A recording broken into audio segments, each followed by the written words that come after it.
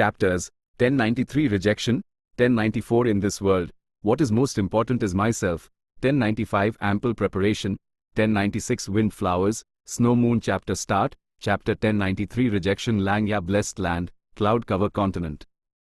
पहले cloud city में lung या लैंड स्पिरिट फैंग युआन की खातिरदारी कर रहा था। ये लो फैंग युआन, थोड़ी चाय पियो। ये मशहूर फायर रेनबो चाय है, लैंग या लैंड स्पिरिट ने बड़े गर्मजोशी से कहा। फैंग युआन ने कप लिया और देखा कि यूएस चाय के कप से लाल रोशनी निकल रही थी। ध्यान से देखने पर ऐसा लगा जैसे उसके अंदर एक रेनबो हो, जो एक मछली की तरह इधर उधर तैर रहा था, बड़े जोश में ऊपर नीचे हो रहा था। फैंग युआन के पास 500 साल का अनुभव था, उसके पास ज्ञान का भांडार था।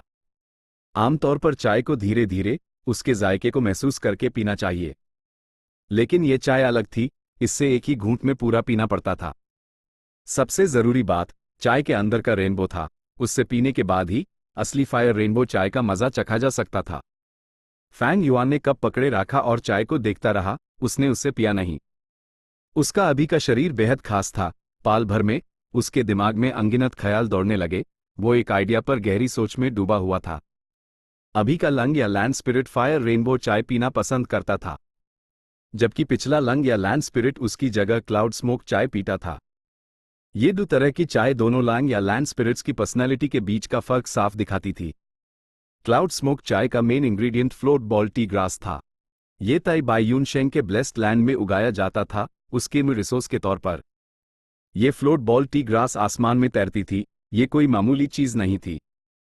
फ्लोट बॉल टी ग्रास काफी हाई एंड मानी जाती थी, क्योंकि यह आसमान में उगती थी, मामूली इंसान इससे तोड़ नहीं सकते थे। लेकिन नॉर्दर्न प्लेन्स में एक तरह का चाय का फूल था जो जमीन से उगता था और लोगों को बहुत पसंद था। वो था मिल्क टी फ्लावर। ये फूल नॉर्दर्न प्लेन्स के मैदानों में उगता था और उनकी संख्या बहुत ज्यादा थी।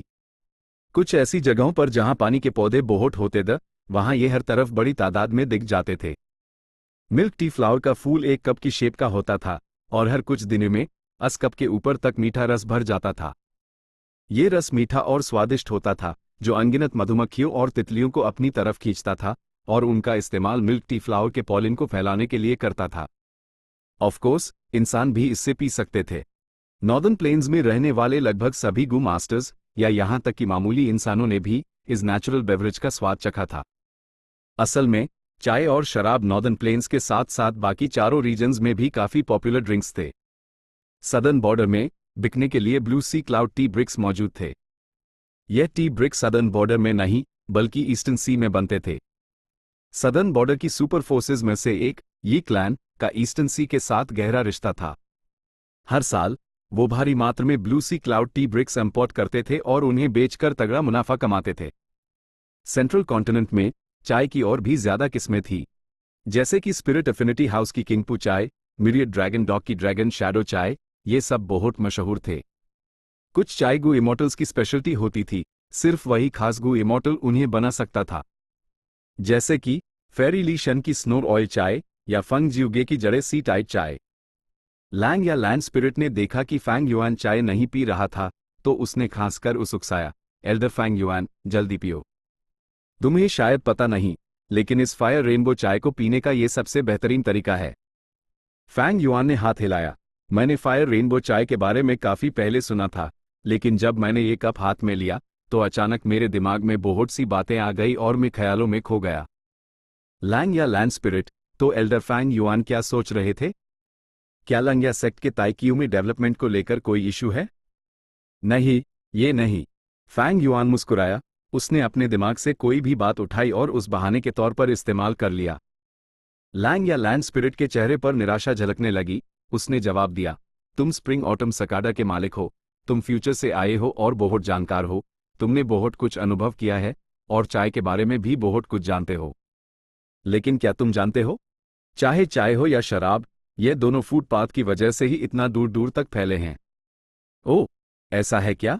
फैंग युआन को गहरी दिलचस्पी महसूस हुई, या साफ साफ कहें तो उससे फुटपाथ में इंटरेस्ट था। वो अभी अपने इमोर्टल एपर्चर को मैनेज कर रहा था। उसका में मकसद ये था कि उसके पास इतने रिसोर्सेस हो जो उसके इमोर्टल गू की फीडिंग रिक्वायरमेंट्स पूरी कर सकें। लेकिन अगर उसके पास फुटपाथ के तरीके होते तो उसके लिए अपने इमोर्टल गू को पालना और भी आसान हो जाता। बदकिस्मती से फुटपाथ बहुत हाई रहस्यमय था। इतिहास में सिर्फ एक छोटा सा दौर था जब ये फला फूला। उसके बाद इसका प्रचार बहुत कम हो गया। यह विजडम पाथ इनहेरिटेंसेस से भी ज्यादा रेयर था। यह बिल्कुल खत्म होने की कगार पर था। फुटपाथ के बारे में फैंग युआन को यीटियन माउंटेन की लड़ाई के दौरान स्पेक्ट्रल सोल डेमन वेनरेबल की यादों से कुछ राज पता चले थे। फुटपाथ का क्रिएटर कोई इंसान गु इमॉर्टल नहीं था, बल्कि एक बीस्टमन गु इमॉर्टल था। शायद यही वजह थी कि फुटपाथ आजिज हालत में था। लेकिन फैंग युआन के लिए इससे कोई फर्क नहीं पड़ता था कि यह पथ किसने बनाया, जब तक ये उसके काम का था।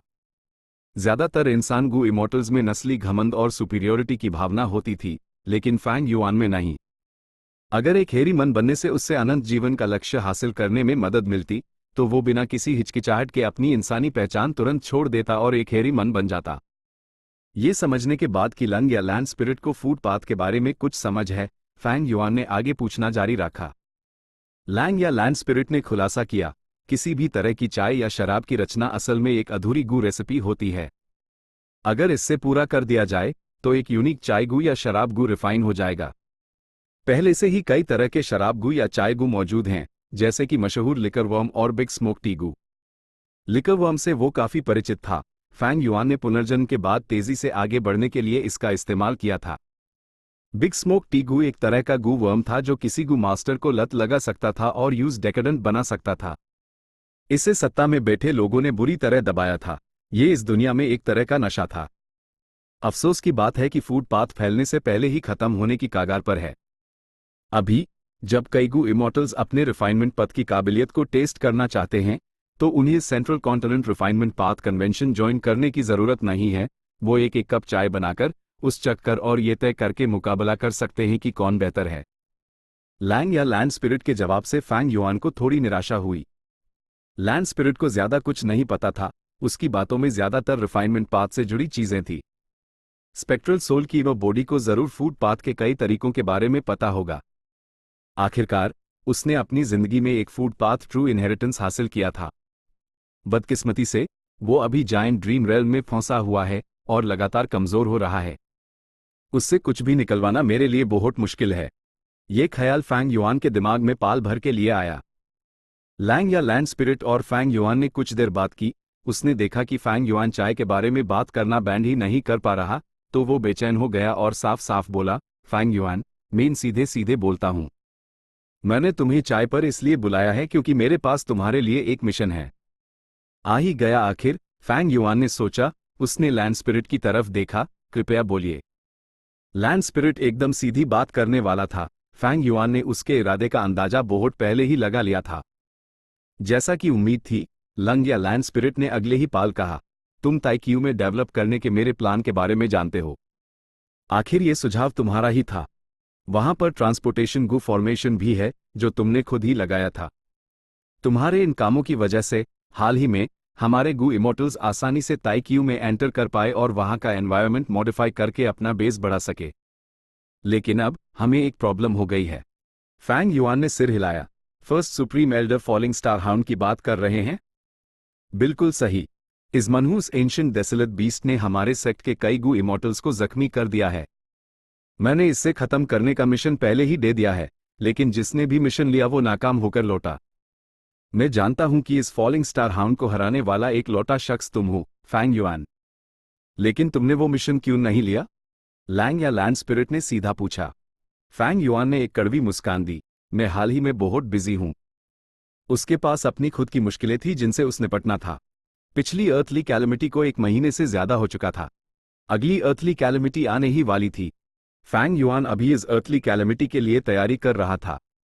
लेकिन फैंग युआन लंग या लैंड स्पिरिट को अर्थली कैलेमिटी के बारे में बताने वाला नहीं था।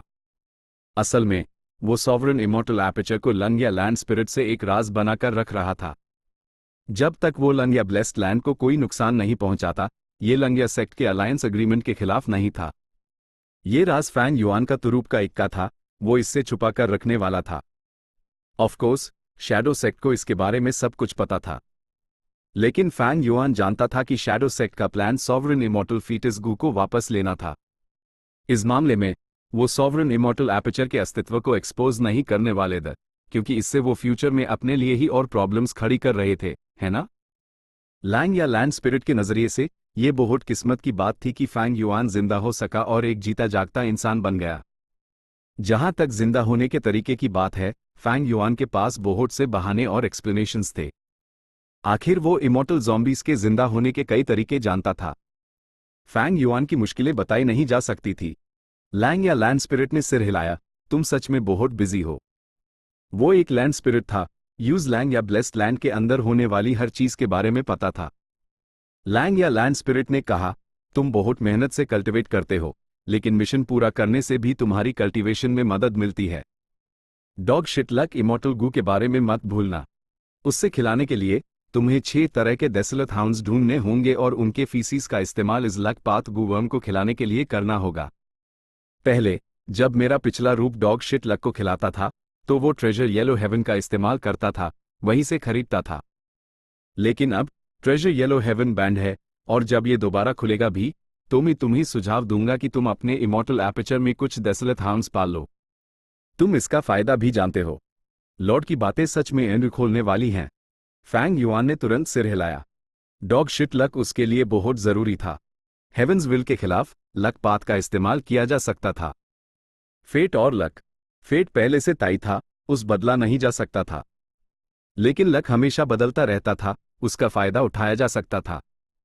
ये कीमती जानकारी फैंग युआन और शेडो सेक्ट के बीच हुए ट्रांजैक्शन से मिली थी। फैंग युआन की खोज के बारे में हेवंस विल को पता था। इसने एक बीस्ट टाइट पैदा की और उस खत्म करने की कोशिश की। लेकिन अहम मोड़ पर फैंग युआन को एक इमेमोरियल डेसोलेट कॉर्प्स मिल गया और उसने इसका इस्तेमाल फॉर्मेशन सेटअप करने के लिए किया। इसके बारे में सोचकर फैंग युआन को लगा कि ये कोई इत्तेफाक नहीं था, ये शायद डॉग शिट लक की वजह से हुआ था। इस इमॉर्टल गू का हमले या बचाव में कोई इस्तेमाल नहीं था, लेकिन इसकी पैसिव मदद बहुत बड़ी थी। Giant sun immortal venerable self luck, all living beings luck, heaven and earth luck. Dog shit luck self luck true inheritance के अहम हिस्सों में से एक है और ये मेरे पास है। All living beings luck imperial court blessed land में छुपा हुआ था। कनेक्ट लक, कैलेमिटी बेकनिंग और फॉर्चून राइवलिंग हेवन वहीं से थे। कितने अफसोस की बात है, फैंग युआन को हाल ही में एक डरावना अंदाजा हुआ था। इंपीरियल कोर्ट ब्लेस्ड लैंड उसकी वजह से तबाह हुआ था। उस वक्त वो मो याओ की नकली विल से प्रभावित था, लेकिन क्या वो हेवंस विल से अप्रभावित था? क्या हेवंस विल ने यूज एक औजार की तरह इस्तेमाल करके जायंट सन इमॉर्टल वेनरेबल के all living beings luck true inheritance को तबाह करवाया था? हेवंस विल के नजरिए से उस जरूरत से ज्यादा चीजों को कम करना था और कामियों को पूरा करना था। फेट सबसे अच्छा तरीका था जो हेवंस विल के पास था। जब रेड लोटस डेमन वेनरेबल ने फेट गू को तोड़ दिया तो लकपात की ताकत फूट पड़ी, जिससे जायंट सन इमॉर्टल वेनरेबल का जन्म हुआ। लैंग या लैंड स्पिरिट उठकर बैठ गया, बड़बड़ाते हुए, एल्डर फैंग युआन, अगर तुम ये मिशन ले सकते हो और इससे पूरा कर सकते हो, चाहे तुम फॉलिंग स्टार हाउंड को पकड़ो या मारो, तुम्हें 800 सेक्ट कंट्रीब्यूशन पॉइंट्स मिलेंगे। 800। फैंग युआन की ईद चमक उठी। लेकिन अगले हाइपैल, उसने सोचा और जवाब दिया, मुझे माना करना पड़ेगा। Chapter 1094 in this world, what is most important is my self. Fang Yuan आसमान में उड़ रहा था। जाने से पहले उसने अपने पीछे क्लाउड सिटी की तरफ मुड़कर देखा। उसने एक कड़वा सा एक्सप्रेशन दिया, एक गहरी सांस ली और फिर उड़ गया। पिछली बार उसने ताइक्यू को एक्सप्लोर करने का लंग या लैंड स्पिरिट का मिशन एक्सेप्ट कर लिया था। लैंड स्पिरिट खुश था और मीटिंग अच्छी तरह से खत्म हुई। लेकिन इस बार फैंग युआन ने यूज माना कर दिया। उसने फॉलिंग स्टार हाउंड को काबू करने का मिशन नहीं लिया, इसलिए मीटिंग बुरी तरह से खत्म हुई। क्लाउड सिटी में लंग या लैंड स्पिरिट दांत पीसते हुए बैठा था। उसने अपना गुस्सा दबा रखा था। उसने कप पकड़ा हुआ था, लेकिन चाय पीने से पहले ही उसने कप को जमीन पर दे मारा। फैंग युआन, यह साला। लैंग या लैंड स्पिरिट ने अपनी मुट्ठियां भींच ली, दांत पीसते हुए बहुत नाखुश महसूस कर रहा था। हालांकि उसने जाने से पहले फैंग युआन का चेहरा देख लिया था, इसलिए उसके अंदर का गुस्सा थोड़ा कम हो गया। फैंग युआन, ओ फैंग युआन, तुम शायद सच में बिजी हो, इतनी शिद्दत से कल्टिवेट कर रहे हो और तुम्हारे अपने प्लान्स हैं। लेकिन यह मामला लंग या सेक्ट के डेवलपमेंट को आगे बढ़ता है। तुम सेक्ट के एक मेंबर हो। ऐसे जरूरी वक्त पर तुम खुद की कुर्बानी देकर सेक्ट के फायदे की रक्षा क्यों नहीं कर सकते? आखिर तुम एक बाहर वाले हो। तुम एक हेरी मैन गू इमॉर्टल नहीं हो। लैंग या लैंड स्पिरिट ने यह सोचा और अपनी आंखें सिकोड़ ली। उसकी आंखों में एक ठंडी सी चमक थी। अपनी पोजीशन में लंग या लैंड स्पिरिट फैंग युआन को मिशन एक्सेप्ट करने के लिए फोर्स नहीं कर सकता था अगर वो नहीं चाहता था। उसने लंग या सेक्ट बनाया था, सभी मेंबर्स एक अलायंस एग्रीमेंट के तहत थे। लेकिन कोई ऐसा नियम नहीं था जो यूज मेंबर्स को उनकी मर्जी के खिलाफ मिशन करने पर मजबूर कर सके। हाँ, जब लंग या सेक्ट पर जीने मरने का संकट आता तब कुछ नियम जो लागू किए जाते। लेकिन फिलहाल लंग या सेक्ट टाइक्यू में डेवलप कर रहा था, इसका किसी जानलेवा खतरे से कोई लेना देना नहीं था। अगर फैंग युआन तैयार नहीं था तो लैंग या लैंड स्पिरिट कुछ नहीं कर सकता था। लैंग या लैंड स्पिरिट बैठ नहीं सका, वो उठा और कमरे में इधर उधर टहलने लगा। उसके हाथ उसकी पीठ के पीछे उसने सिर झुकाकर सोचना शुरू किया। वो परेशान और फ्रस्ट्रेटेड महसूस कर रहा था, उसके माथे की सिलवटें गहरी होती जा रही थी। फैंग युआन ये करने को तैयार नहीं है, मेनस फॉलिंग स्टार हाउंड का क्या करूं? काफी सोचने के बाद भी कोई अच्छा सॉल्यूशन नहीं मिला। लैंग या लैंड स्पिरिट खुद लंग या ब्लेस्ड लैंड छोड़कर नहीं जा सकता था। एक और तरीका था, वो था ancient battle formation heavenly giant solar. लेकिन लंग या लैंड स्पिरिट फॉर्मेशन बनाने वाले सबसे जरूरी इमॉर्टल गू को कंट्रोल करता था, और अब जब रिफाइनमेंट कॉल्ड्रन, एक इमॉर्टल गू हाउस, अधूरा था, तो ये लंग या ब्लेस्ड लैंड को बचाने के लिए बचे हुए सबसे मजबूत तरीकों में से एक था। लैंग या लैंड स्पिरिट इस सिचुएशन के लिए हेवनली जायंट सोलर उधार नहीं देना चाहता था, क्या पता कोई अनजानी गड़बड़ हो जाए। लैंग या लैंड स्पिरिट को परिस्थितियों का साफ अंदाजा था। साय, क्या मुझे सच में वही करना पड़ेगा जो फैंग युआन ने सुझाव दिया था? मीन इस फॉलिंग स्टार हाउंड को एक प्रैक्टिस स्टोन की तरह इस्तेमाल करके इन हेरी मैन गू इमॉर्टल्स की फाइटिंग एबिलिटीज को डेवलप करूं? लैंग या लैंड स्पिरिट ने आह भरी। फैंग युआन हवा में उड़ रहा था, उसके कपड़े हवा में लहरा रहे थे। तेज हवाएं उसके चेहरे से टकरा रही थी, हवा की आवाज साफ और ऊंची थी। वो अंदर से एकदम शांत और भावहीन था। उसका पहले का कड़वा मुस्कुराना और आह भरना सब एक एक्टिंग थी। फैंग युआन जानता था, लंग या ब्लेस्ड लैंड के अंदर लंग या लैंड स्पिरिट को लगभग सब कुछ पता होता है, उसकी इन्वेस्टिगेटिव रेंज बहुत बड़ी थी। वरन वो इतने सारे लाइफ स्पैन को इकट्ठा नहीं कर पाता, क्योंकि लंग या ब्लेस्ड लैंड बहुत पहले से मौजूद था, इसकी नींव बहुत गहरी थी, और इसमें अनगिनत डाउ मार्क्स थे। इससे लंग या लैंड स्पिरिट की काबिलियत इस ब्लेस्ड लैंड में बहुत ज्यादा डेवलप हो गई थी, दूसरे लैंड स्पिरिट्स उसकी बराबरी नहीं कर सकते थे। मेरा अभी का प्लान लैंग या सेक्ट पर निर्भर रहकर कल्टिवेट करना है। मैं शतरंज का खिलाड़ी हूं, और लंग या सेक्ट मेरे मोहरे हैं। अगर मैं वो मिशन ले लेता तो क्या मैं खुद एक मोहरा नहीं बन जाता, लंग या सेक्ट के लिए अपनी जान जोखिम में डालता? HMPH हेवंसविल की नजर ताइक्यू पर है, वहां बहुत खतरा है।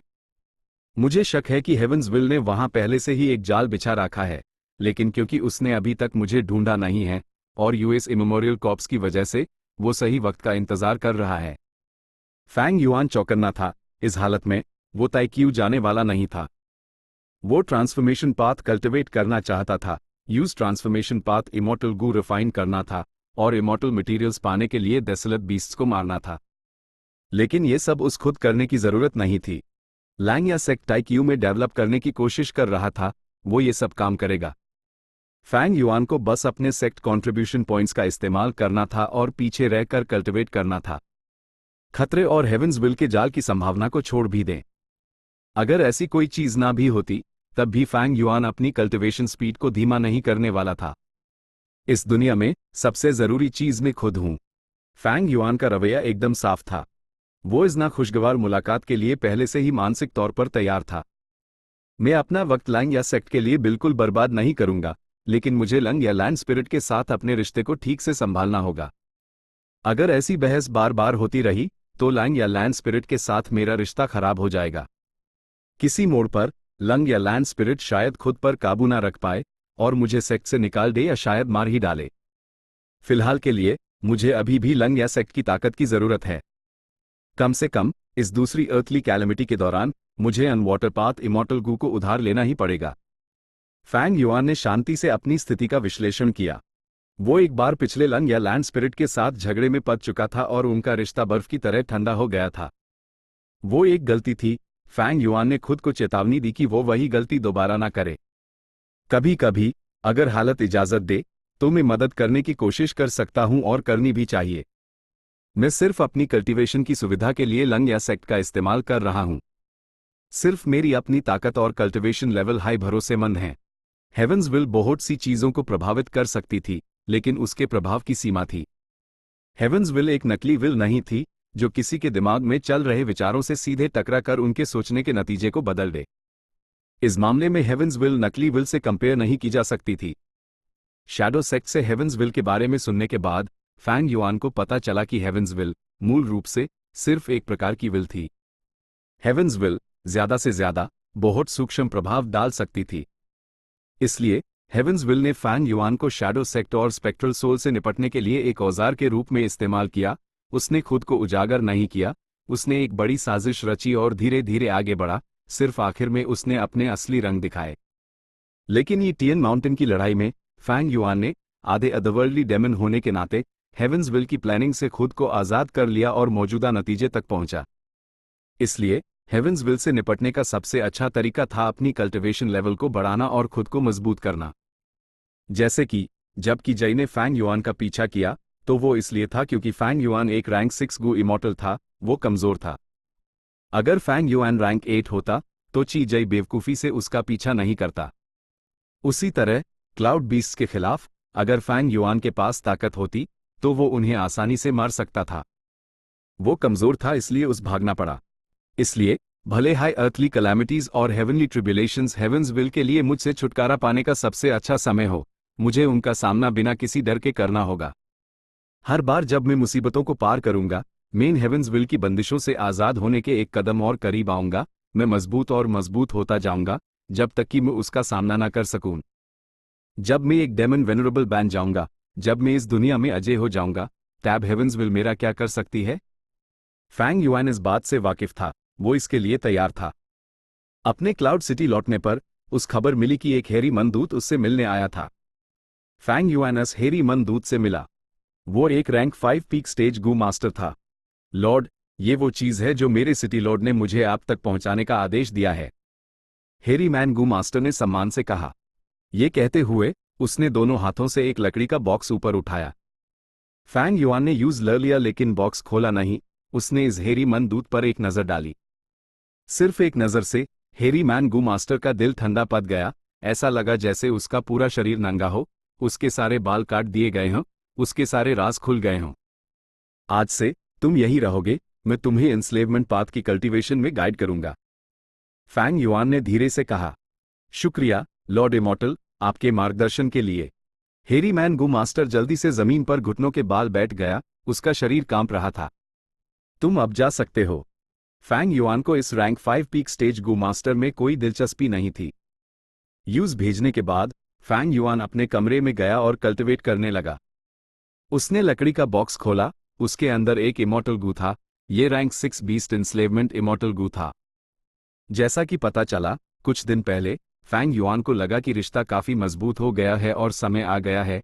उसने 12th हेयर को एक सुझाव दिया, उसका बीस्ट इंस्लेवमेंट इमॉर्टल गू उधार मांगते हुए। वो इसके लिए सेक्ट कॉन्ट्रीब्यूशन पॉइंट से भुगतान करने को तैयार था। भले हाई 12th हेयर मान गया, उसने सेक्ट कॉन्ट्रीब्यूशन पॉइंट्स नहीं लिए। उसकी एक और मांग थी। कुछ समय पहले उसने नीचे के कॉन्टिनेंट से एक खून के रिश्तेदार को गोद लिया था। 12th हेयर का यूएस वंशज की दादी के साथ गहरा रिश्ता था और क्योंकि उसकी काबिलियत अच्छी थी, 12th हेयर यूज पालना पोसना चाहता था। क्योंकि ये वंशज एंस्लेवमेंट पाथ कल्टिवेट करता था, 12th हेयर चाहता था कि फैंग युआन यूज गाइड करे। फैंग युआन के पास माना करने का कोई कारण नहीं था। असल में ये उसके लिए बेहतर था। आखिरकार वो हाल ही में बहुत सारे सेक्ट कॉन्ट्रीब्यूशन पॉइंट्स इस्तेमाल कर रहा था, खर्च कम करना उसके लिए अच्छा था। इमॉर्टल एपर्चर के अंदर बर्फ और बर्फ ने एरिया में बढ़ना बैंड कर दिया था। इसका मतलब था अर्थली कैलेमिटी के आइस और स्नोपाथ डाउ मार्क्स ने अपना असर पूरी तरह दिखा दिया था। उन्होंने इमॉर्टल एपर्चर को मॉडिफाई करना पूरा कर लिया था। फैंग युआन ने इमॉर्टल ज़ॉम्बी को कंट्रोल किया और ध्यान से एक डेसोलेट बीस्ट स्नो मॉन्स्टर के पास गया। इमॉर्टल एपर्चर के अंदर क्योंकि समय अलग गाती से बीतता था, उसके पिछले कटल आम के बाद काफी समय बीत चुका था। स्नो मॉन्स्टर्स रिलैक्स हो चुके थे, इसलिए फैंग युआन को एक अकेला स्नो मॉन्स्टर बाहर घूमता हुआ मिल गया। बीस्ट एंस्लेवमेंट इमॉर्टल गू। फैंग युआन की इच्छा पर उसने इस इमॉर्टल गू में ग्रीन ग्रेप इमॉर्टल एसेंस डाला। डेसोलेट बीस्ट स्नो मॉन्स्टर का शरीर कांप उठा, जैसे उस किसी अदृश्य शक्ति ने मारा हो। लेकिन जल्द ही वो गुर्राया। उसने छुपे हुए स्ट्रेंथ पाथ इमॉर्टल ज़ॉम्बी को देख लिया और यूएस पर हमला कर दिया। फेल हो गया। हाँ, पीछे हटो। फैंग युआन तुरंत वहां से निकल गया। आमतौर पर उसके मौजूदा सोल फाउंडेशन के साथ ये लगभग तय था कि वो इस डेसोलेट बीस्ट स्नो मॉन्स्टर को दबा सकता है। लेकिन हकीकत अलग थी। जैसा शैडो सेक्ट ने कहा था, हेवंसविल से भरे इन जीवों को मैं कंट्रोल या गुलाम नहीं बना सकता। इन्हें यहां रखना एक बहुत बड़ा खतरा है। फैंग युआन ने आ भरी। भले हाईयूज यह शैडो सेक्ट की जानकारी से पता था, वो खुद टेस्ट किए बिना यकीन नहीं करने वाला था। अगर मैं उन्हें गुलाम बना पाता तो मैं इन डेसोलेट बीस्ट स्नो मॉन्स्टर्स को कंट्रोल करके दूसरी मुसीबतों का सामना कर सकता था, या उन्हें ट्रेजर येलो हेवन में बेच सकता था। ये सब अच्छे ऑप्शंस होते। लेकिन अब मैं उन्हें सिर्फ मार सकता हूं। रुको, शायद मैं इन सेल्फ विल गू का इस्तेमाल करके हेवंस विल को हटा दूं और फिर बीस्ट एनस्लेवमेंट इमॉर्टल गू का इस्तेमाल करूं। फैंग युआन को एक आइडिया आया। Chapter 1095 ample preparation. 1 घंटे बाद फैंग युआन के हमलों के बाद डेसोलेट बीस्ट स्नो मॉन्स्टर का सिर्फ सिर बचा था।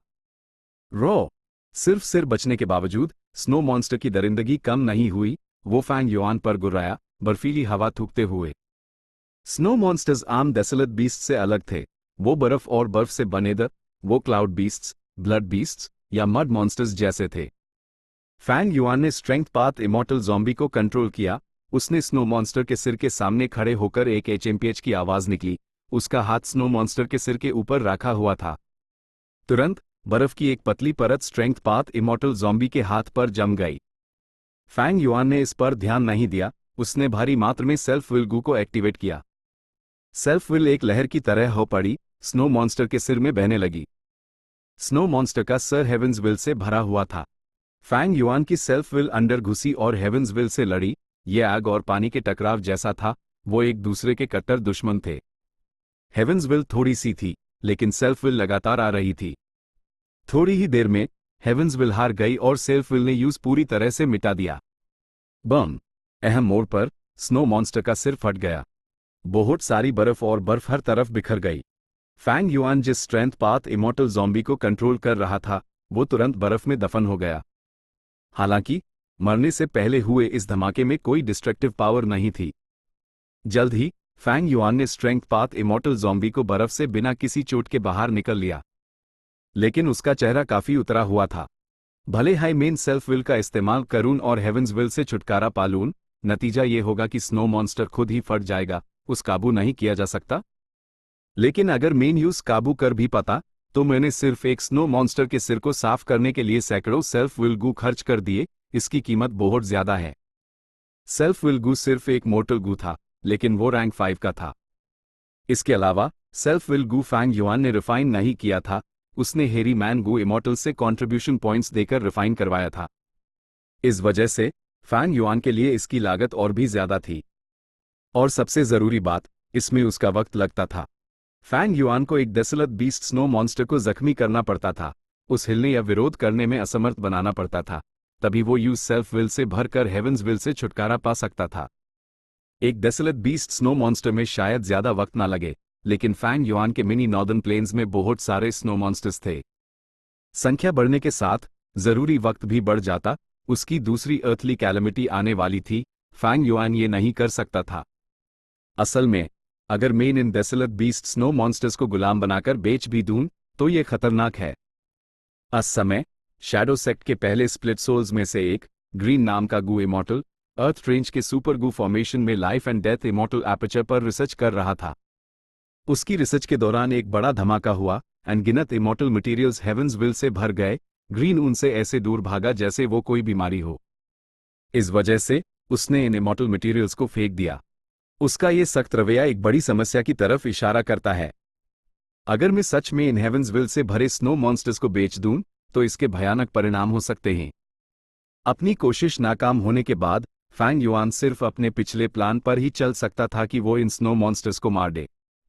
यूज दूसरी अर्थली कैलेमिटी से पहले इन स्नो मॉन्स्टर्स को पूरी तरह से मारना था। यूज यहां की सारी हेवंस विल को भी साफ करना था। एक निशान तक नहीं बचना चाहिए था।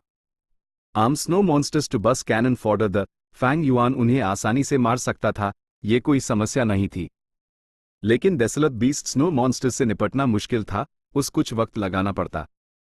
जहां तक एंशिएंट स्नो मॉन्स्टर्स की बात है, वो और भी ज्यादा परेशानी वाले थे। फैंग युआन को फ्लाइंग स्वॉर्ड इमॉर्टल गू की याद आने लगी।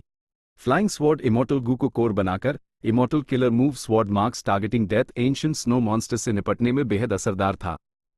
ट्रिपल लेयर्ड स्वॉर्ड वेव एक वाइड रेंज का अटैक था, उसे एक अकेले एंशिएंट स्नो मॉन्स्टर के खिलाफ इस्तेमाल करना बर्बादी थी। और ट्रिपल लेयर्ड स्वॉर्ड वेव इस्तेमाल करने की कीमत बहुत ज्यादा थी। शुक्र है फैंग युआन को अपना स्ट्रेंथ पाथ इमॉर्टल गू वापस मिल गया था, वो किलर मूव मिरियड सेल्फ का दोबारा इस्तेमाल कर सकता था। स्ट्रेंथ पाथ को प्राइमेवल एसेंस और इमॉर्टल एसेंस की कम जरूरत होती थी। Myriad self first style giant hand को एक्टिवेट करने में ट्रिपल लेयर्ड स्वॉर्ड वेव से कहीं कम इमॉर्टल एसेंस लगता था। आने वाले समय में फैंग युआन ने अपने स्ट्रेंथ पाथ जायंट हैंड्स का इस्तेमाल करके इन एंशिएंट स्नो मॉन्स्टर्स और डेसोलेट बीस्ट स्नो मॉन्स्टर्स को खत्म किया। उसने पहले बीस्ट एनस्लेवमेंट इमॉर्टल गू का इस्तेमाल करके एक स्नो मॉन्स्टर को गुलाम बनाने की कोशिश की। नाकाम होने के बाद स्नो मॉन्स्टर गुस्सा हो जाता और एक पागलपन की हालत में चला जाता, फैंग युआन का अनंत तक पीछा करता। फैंग युआन तुरंत पीछे हट जाता, इस स्नो मॉन्स्टर को दूर ले जाता और फिर स्ट्रेंथ पाथ जायंट हैंड्स का इस्तेमाल करके उन्हें मार देता। इस तरह दूसरे स्नो मॉन्स्टर्स को खबर नहीं होती थी। पहले जब फैंग युआन हमला करता था तो स्नो मॉन्स्टर्स ग्रुप्स में इकट्ठे हो जाते थे, लेकिन अब बात अलग थी, काम ज्यादा तेजी से हो रहा था। एनस्लेवमेंट पाथ के तरीके फेल होने के बाद टारगेट गू मास्टर से बहुत नफरत करने लगता था। फैंग युआन ने इसका पूरा फायदा उठाया। पहले फैंग युआन ने दूसरे तरीके आजमाए थे, लेकिन मॉर्टल एनस्लेवमेंट पाथ के तरीके बहुत कमजोर थे और कुछ विजडम पाथ के तरीके हेवंस विल की वजह से बेकार थे। इसलिए फैंग युआन ने जो बीस्ट एनस्लेवमेंट इमॉर्टल गू उधार लिया था वो बेकार नहीं गया। दिन बीतते गए, स्नो मॉन्स्टर्स में से 30% से भी कम बचे थे, लेकिन दूसरी अर्थली कैलेमिटी में 10 दिन से भी कम बचे थे। फैंग युआन ने स्ट्रेंथ पाथ इमॉर्टल ज़ॉम्बी को कंट्रोल किया, इमॉर्टल एपर्चर के मिनी सदर्न बॉर्डर में आया। एक खास जगह पर फैंग युआन की असली इमॉर्टल ज़ॉम्बी बॉडी राखी हुई थी। भले ही मेरे पास मेरी असली इमॉर्टल ज़ॉम्बी बॉडी है, मैं यूज सिर्फ देख सकता हूं, इस्तेमाल नहीं कर सकता। फैंग युआन ने आ भरी सेल्फ विल गू को हरकत में लाते हुए उसने अपना फॉर्मेशन लगाया।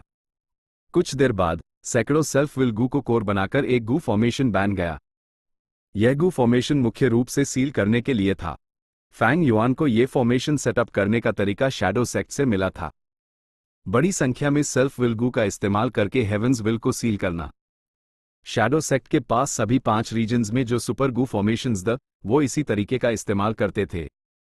जांच करने के बाद और जब यह कंफर्म हो गया कि कोई समस्या नहीं है, फैंग युआन ने एक सांस ली। फैंग युआन की इमॉर्टल ज़ॉम्बी बॉडी गू फॉर्मेशन के बीच में थी। गू फॉर्मेशन ने स्प्रिंग ऑटम सकाडा को अंदर पूरी तरह से सील कर दिया था। स्प्रिंग ऑटम सकाडा को असल में हेवनली कोर्ट के एक गू इमॉर्टल वेलिंग यांग ने सील किया था। यिंगवुजी स्प्रिंग ऑटम सकाडा को एक्टिवेट करके दोबारा शुरू नहीं कर पा रहा था, इसलिए वो सेंट्रल कॉन्टिनेंट में फंस गया था और सिर्फ फैंग युआन के साथ सौदा कर सकता था। सौदे के दौरान यिंगवुजी ने फैंग युआन की इमॉर्टल ज़ॉम्बी बॉडी और स्प्रिंग ऑटम सकाडा दोनों वापस कर दिए थे। यूज हासिल करने के बाद फैंग युआन को एहसास हुआ कि स्प्रिंग ऑटम सकाडा अभी भी सील था, वो रिवर ऑफ टाइम का पानी भी नहीं पी सकता था। वो कमजोर हो रहा था, मरने की कगार पर था। फैंग युआन ने कई तरीके आजमाए लेकिन ये सील बहुत शक्तिशाली था, इसके बारे में कोई जानकारी तक नहीं मिल पा रही थी।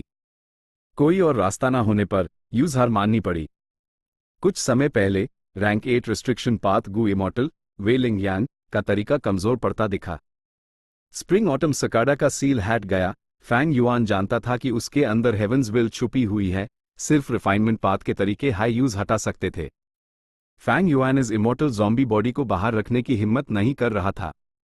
उस अपने इमॉर्टल एपर्चर में रखना सबसे सुरक्षित था, लेकिन फैंग युआन को डर था कि दूसरी अर्थली कैलेमिटी के दौरान स्प्रिंग ऑटम सकाडा के अंदर की हेवंस विलस मुसीबत के साथ मिल जाएगी।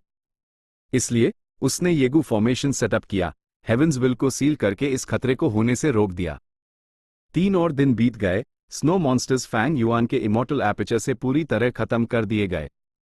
आगे उसने सेल्फ विल का इस्तेमाल करके सारी हेवंस विल को साफ किया। इसके लिए फैंग युआन ने एक बड़ी कीमत चुकाई। भले हाई जायंट हैंड की लागत कम थी, इतनी बार इस्तेमाल करने का मतलब था कि उसका खर्च अभी भी बहुत ज्यादा था। अभी फैंग युआन के पास ज्यादा इमॉर्टल एसेंस या इमॉर्टल एसेंस स्टोन्स नहीं थे, क्योंकि ट्रेजर येलो हेवन बैंड हो गया था। भले हाई फैंग युआन के पास बहुत सारे रिसोर्सेज दी, वो उन्हें बेच नहीं सकता था। उसके लंग या सेक्ट के कंट्रीब्यूशन पॉइंट्स भी कम हो रहे थे। भले हाई फैंग युआन हेरी मैन गू इमोर्टल्स को कॉम्बैट टेक्निक्स सिखाकर और कामा सकता था, लंग या लैंड स्पिरिट अपनी खुद की प्लानिंग कर रहा था। उसने इन मिशंस के रिवॉर्ड्स कम कर दिए जबकि फॉलिंग स्टार हाउंड मिशन का रिवॉर्ड बढ़ा दिया। Treasure yellow heaven, treasure yellow heaven, तुम कब खुलोगे? Fang Yuan treasure yellow heaven के खुलने का इंतजार कर रहा था जबकि वो अपनी दूसरी ट्रिब्यूलेशन की तैयारी कर रहा था। उसकी दूसरी अर्थली कैलेमिटी में 5 दिन बचे थे। फैंग युआन ने अंदर की सारी हेवंस विल को साफ कर दिया और फिर डांगहू माउंटेन गया। मिरियड सेल्फ और दूसरे तरीकों का इस्तेमाल करके उसने डांगहू माउंटेन का रूप पूरी तरह बदल दिया। आगे पुलिंग माउंटेन इमोर्टल गू का इस्तेमाल करके उसने डांगहू माउंटेन को अपने सॉवरेन इमोर्टल एपर्चर में मूव कर लिया। पहले फैंग युआन के पास लैंडस्केप एज बिफोर नहीं था, वो ये करने की हिम्मत नहीं कर सकता था, लेकिन अब उसकी चिंता काफी कम हो गई थी। इतनी बड़ी हलचल से लंग या लैंड स्पिरिट सामने आ गया।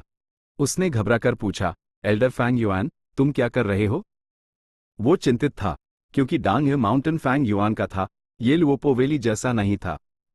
अगर फैंग युआन यूज लड़ जाना चाहता तो वो यूज रोक नहीं सकता था। फैंग युआन बहुत चालाक था। उसने अपना एक बहाना दिया जो उसने पहले से तैयार कर रखा था, कहते हुए कि वो कुछ समय के लिए लंग या ब्लेस्ड लैंड छोड़कर जा रहा है। लैंग या लैंड स्पिरिट ने उसकी बात पर विश्वास कर लिया। वो चाहता था कि Fang Yuan falling star hound को खत्म करे, लेकिन उसकी बजाय वो डांगहू माउंटेन के साथ जा रहा था। लैंग या लैंड स्पिरिट बहुत चिंतित था। फैंग युआन ने इस मौके का फायदा उठाया और अपने सारे सेक्ट कंट्रीब्यूशन पॉइंट्स एक्सचेंज कर लिए।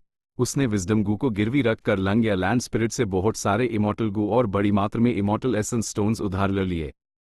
आखिरकार उसने अपना ग्रीन ग्रेप इमोर्टल एसेंस भर लिया। अफसोस की बात है, जब तक फैंग युआन ने लंग या ब्लेस्ड लैंड नहीं छोड़ा, ट्रेजर येलो हेवन नहीं खुला। फैंग युआन ने भरी अपने इमोर्टल एपर्चर के रिसोर्सेस का एक हिस्सा सुरक्षा के लिए लंग या ब्लेस्ड लैंड में मूव करने का फैसला किया। इतने सारे रिसोर्सेस? लगता है तुम इमोर्टल एपर्चर मैनेज करने में काफी माहिर हो। लैंग या लैंड स्पिरिट फैंग युआन के पास रिसोर्सेस की मात्रा देखकर थोड़ा हैरान था। लेकिन असल में ये सिर्फ एक छोटा सा हिस्सा था, ये 30% भी नहीं था। फैंग युआन अपने सारे रिसोर्सेस बाहर नहीं निकलने वाला था। लंग या लैंड स्पिरिट बेवकूफ नहीं था, यूज फैंग युआन के सॉवरेन इमोर्टल एपर्चर पर शक हो जाता। अर्थली कैलेमिटी के उतरने में आधा दिन बचा था। फैंग युआन ने ट्रांसपोर्टेशन गू फॉर्मेशन का इस्तेमाल करके नॉर्दर्न आईसी प्लेन में गया। भले हाई northern icy plain reckless savage demon venerable ने बनाया था और यूएसएमई रेकलेस सेवेज का बहुत सारा ट्रू मीनिंग था। हेवंस विल यहां अभी भी मौजूद थी, इसलिए फैंग युआन यहां बहुत पहले नहीं आया था। आईसी प्लेन बहुत बड़ा था। फैंग युआन ने आराम से एक दिशा चुनी और अपना इमोर्टल एपर्चर रखने के लिए एक जगह चुन ली। दूसरी अर्थली कैलेमिटी क्या होगी? चाहे वो कुछ भी हो, दूसरी अर्थली कैलेमिटी की ताकत पहली से जरूर ज्यादा होगी। फैंग युआन पूरी सतर्कता के साथ उसका इंतजार कर रहा था। Chapter 1096 wind flowers, snow moon. Fang Yuan ने सफेद चोगा पहना हुआ था। उसके काले बाल हवा में लहरा रहे थे। वो धीरे धीरे सॉवरेन इमोर्टल एपर्चर के अंदर मिनी नॉर्दर्न प्लेन्स में उतरा। उसका प्लान इस बार फिर इसी जगह पर ट्रिब्यूलेशन से गुजरने का था। दूसरे एरियाज में रिसोर्सेस रखे हुए थे, मिनी नॉर्दर्न प्लेन्स में सिर्फ ये बर्फीला इलाका था। और सबसे जरूरी बात, हेवंस विल से भरे स्नो मॉन्स्टर्स सब खत्म कर दिए गए थे। सॉवरेन इमोर्टल एपर्चर में बहुत जगह थी, लेकिन कैलामिटीज और ट्रिब्यूलेशन सिर्फ फैंग युआन को टारगेट करती थी। इसलिए ट्रिब्यूलेशन वहीं होगी जहां वो मौजूद था। इमोर्टल एपर्चर पहले ही रख दिया गया था, वो नॉर्दर्न प्लेन्स में था। इमोर्टल एपर्चर के अंदर रिवर ऑफ टाइम की सहायक नदी बाहर के रिवर ऑफ टाइम से जुड़ी हुई थी और अंदर समय की गति बहुत धीमी हो गई थी। पहले उसने अपनी तैयारियों का जायजा लिया। सॉवरेन इमोर्टल एपर्चर में बड़ी संख्या में गू वॉर्म्स रखे हुए थे। उनमें से ज्यादातर Gu worms killer move immortal tribulation tempering aperture से जुड़े थे। इसके अलावा फैंग युआन के ठीक बगल में डांगहू माउंटेन था। अभी डांगहू माउंटेन पहले से बिल्कुल अलग दिख रहा था। फैंग युआन ने ये इसलिए किया ताकि कोई और फिक्स्ड इमोर्टल ट्रैवल का इस्तेमाल करके उसके ट्रिब्यूलेशन के दौरान अंदर ना GHUS सके। उसने इस संभावना को इस्तेमाल होने से पहले ही खत्म कर दिया था। पहली ट्रिब्यूलेशन के दौरान फैंग युआन के पास पुलिंग माउंटेन इमोर्टल गू या लैंडस्केप एज बिफोर नहीं था। वो डांगहू माउंटेन को अपने साथ नहीं ला सकता था। लेकिन अब बात अलग थी। पुलिंग माउंटेन के साथ फैंग युआन अकेले ही डांगहू माउंटेन को अपने इमॉर्टल एपर्चर में खींच सकता था। अगर उस दूसरे हेरी मैन गो इमॉर्टल से मदद मांगनी पड़ती तो न सिर्फ उस अपने सेक्ट कंट्रीब्यूशन पॉइंट्स खर्च करने पड़ते, बल्कि यूज हेरी मैन गो इमॉर्टल्स को अपने सॉवरेन इमॉर्टल एपर्चर में आने देना पड़ता, जिससे उसका बड़ा राज खुल जाता। लैंडस्केप एज बिफोर के साथ यूज डर नहीं था कि डांगहू माउंटेन कैलेमिटी में तबाह हो जाएगा। आखिरकार डांगहू माउंटेन जितना ज्यादा डैमेज होता उतने ही कम गट्स गू पैदा होते। कुछ जांच के बाद फैंग युआन ने कंफर्म किया कि उसकी तैयारियों में कोई समस्या नहीं है।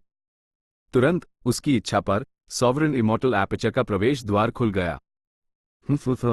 भारी मात्रा में हेवन एंड अर्थ की प्रवेश द्वार से सॉवरेन इमॉर्टल एपर्चर में दाखिल हुई। पाल भर में एक बड़ी हलचल मच गई, जैसे समुद्र की लहरें टकरा रही हों।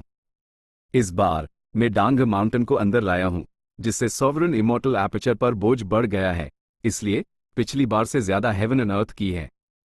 हेवन एंड अर्थ ची तेजी से अंदर आई। फैंग युआन ने भी उसी समय अपने इमॉर्टल एपर्चर के बाहर के गू वॉर्म्स को एक्टिवेट कर दिया। उसने ये सेटअप एक बार पहले भी किया था। फैंग युआन इससे काफी परिचित था। ट्रिब्यूलेशन से गुजरने के दौरान फैंग युआन ने स्वाभाविक रूप से इमॉर्टल ट्रिब्यूलेशन टेम्परिंग एपर्चर का इस्तेमाल किया। पहला killer move immortal tribulation tempering aperture indirectly earthly calamity की पावर को कमजोर कर सकता था। दूसरा, यह रेकलेस सेवेज के ट्रू मीनिंग को बाहर निकाल सकता था, जिससे फैंग युआन को अपने ट्रांसफॉर्मेशन पाथ कल्टिवेशन में मदद मिलती। पहली ट्रिब्यूलेशन के विपरीत इस बार इमॉर्टल ट्रिब्यूलेशन टेम्परिंग एपर्चर बनाने में इस्तेमाल होने वाले कई मॉर्टल गू फैंग युआन के अपने थे। उसने इमॉर्टल ट्रिब्यूलेशन टेम्परिंग एपर्चर को खुद मॉडिफाई भी किया था, उसमें कुछ मामूली बदलाव किए थे। Modified immortal tribulation tempering aperture उन तैयारियों में से एक था जो फैंग युआन ने इस ट्रिब्यूलेशन के लिए की थी। भले ही उसका रिफाइनमेंट पाथ अटेनमेंट लेवल ऊंचा नहीं था, उसके पास grand master wisdom path attainment level था। उसके मॉडिफिकेशंस सिर्फ सोने पे सुहागा जैसे थे, वो जरूरी पहलू नहीं थे। लेकिन जब तक वो अपनी रिसर्च जारी रखता, फैंग युआन को यकीन था कि वो इस किलर मूव को अपने लिए जितना हो सके उतना अनुकूल बना लेगा। आखिरकार फैंग युआन हमेशा लंग या सेक्ट पर निर्भर नहीं रह सकता था। हर बार जब वो ट्रिब्यूलेशन से गुजरता, यूज लैंग या लैंड स्पिरिट से इतने सारे गू वॉर्म्स उधार लेने पड़ते, इसमें बहुत खर्च होता था। फैंग युआन ने इमॉर्टल ट्रिब्यूलेशन टेम्परिंग एपर्चर को मॉडिफाई किया ताकि वो इस मामले में लंग या लैंड स्पिरिट के कंट्रोल से आजाद हो सके। एक पाल बाद फैंग युआन ने अपनी तैयारियां पूरी की और अपना इमॉर्टल एसेंस इस्तेमाल करना शुरू किया, अपने गू वॉर्म्स को एक्टिवेट करते हुए।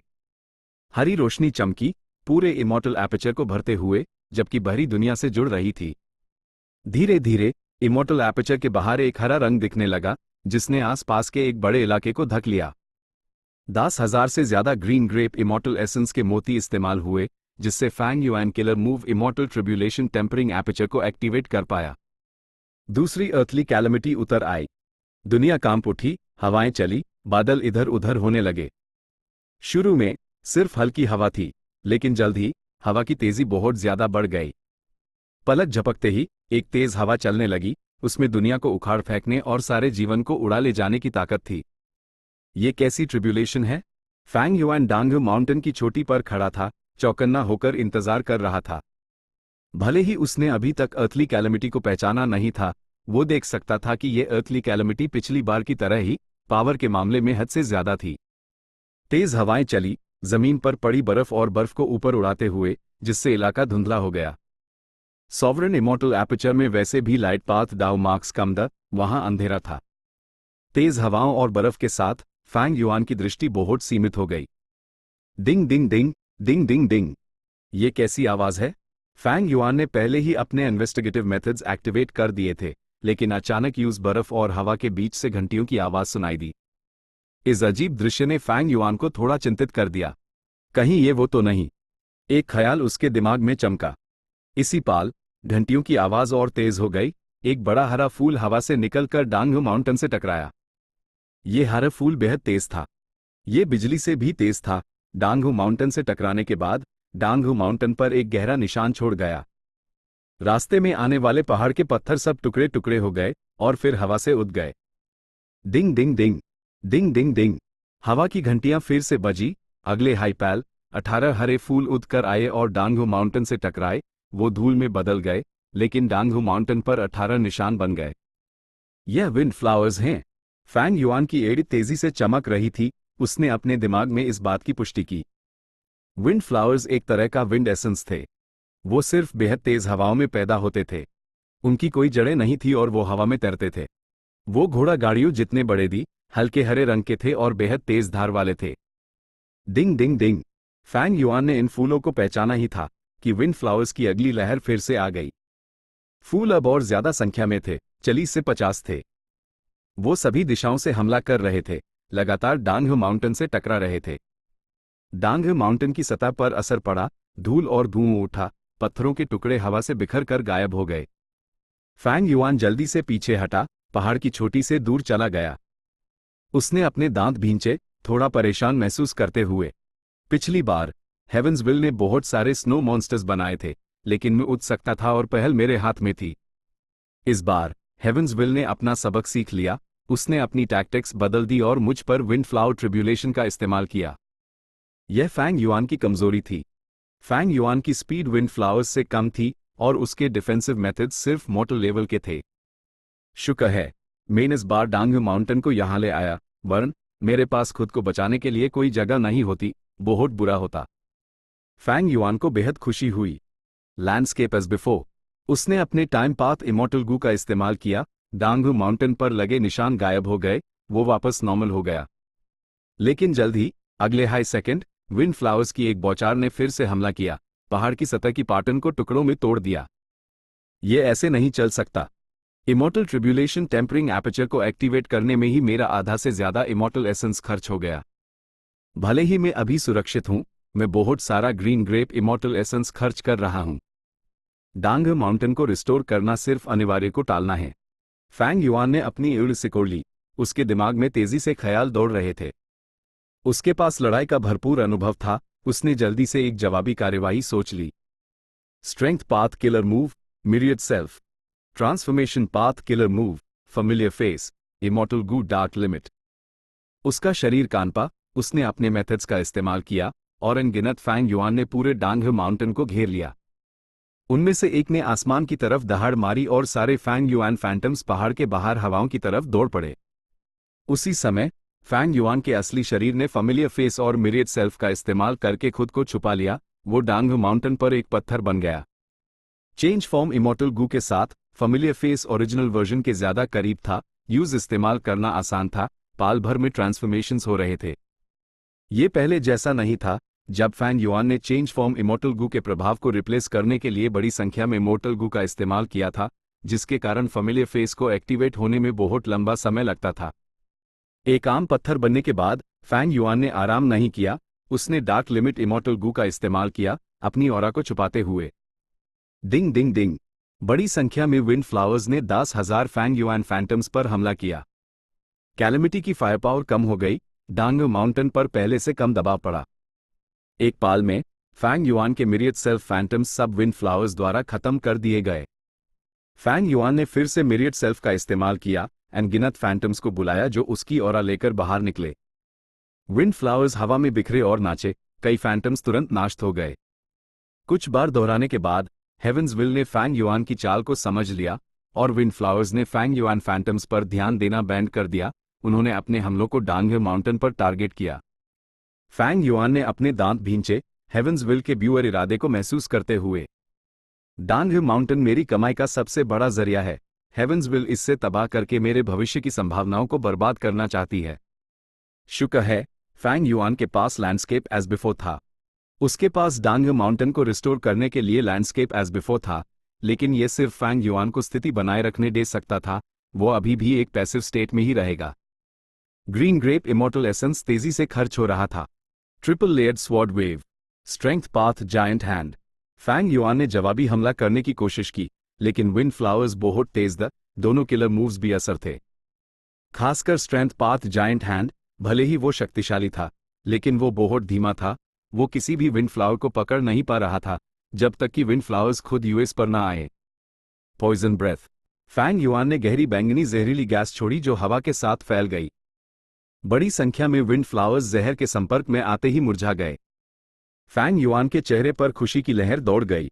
पॉइजन ब्रेथ को wisdom path killer move, harbouring malicious heart से मॉडिफाई किया गया था। इसने वुमेन्स हार्ट को कोर के रूप में इस्तेमाल किया था। इसमें कई कमियां थी और इसकी कीमत तुलनात्मक रूप से कम थी। फैंग युआन इसका इस्तेमाल कम ही करता था। सोचा नहीं था कि यह अब इतना असरदार होगा। पॉइजन ब्रेथ के प्रभाव में विंड फ्लावर्स की हमलावर शक्ति काफी कम हो गई। हवाएं धीमी होने लगी थी। एक ठंडी रोशनी पूरे डांग माउंटेन पर चमकी। फैंग युआन ने अपना सिर उठाया और देखा कि आसमान में एक अर्धा चंद्रमा कहीं से प्रकट हो गया था। फैंग युआन ने अपनी एड़ी सिकोड़ ली। वो धीमी आवाज में बड़बड़ाया, स्नो मून। यह अर्धा चंद्रमा बर्फ की तरह सफेद था। इससे एक फीकी रोशनी पड़ रही थी, जिससे डांगू माउंटेन का तापमान गिरने लगा। जल्द ही पाले की परतें डांगू माउंटेन की सतह पर जमने लगी। फैंग युआन को लगा जैसे उसके दिल पर कोई बोझ हो। उसने सोचा, तो ये एक विंड फ्लावर ट्रिब्यूलेशन नहीं, बल्कि एक wind flower snow moon tribulation है। पहला एक अर्थली कैलेमिटी है, लेकिन दूसरा एक हेवनली ट्रिब्यूलेशन है। ये दूसरी अर्थली कैलेमिटी हद से ज्यादा ही अजीब और पावरफुल है। Chapter and.